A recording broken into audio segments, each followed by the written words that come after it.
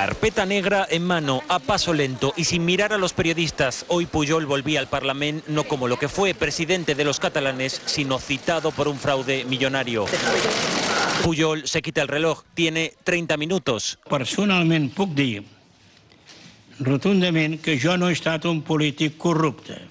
Para dejarlo claro, Insisteixo. insiste en que cuando estaba en el gobierno nunca recibió dinero a cambio de una decisión política. Que ni hi ha hagut corrupció, Ni hubo corrupción, ni ni favor. tratos de favor. Se empeña en desligar su actividad política de la enorme fortuna que mantuvo sin declarar fuera de España. L'existència d'uns diners a l'estranger pot ser criticada, molt criticada, però no pressuposa que l'origen d'aquests diners sigui il·lícit. I no varen sortir en aquest cas de l'erari públic. ¿De dónde entonces procede su dinero?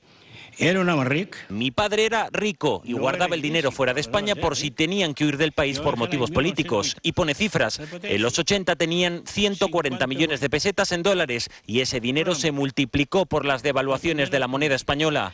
En tot cas, està clar que jo no vaig decidir fer política per guanyar diners.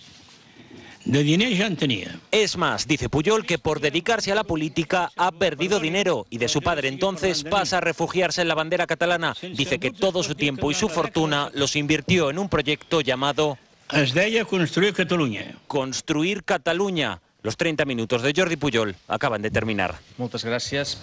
Pujol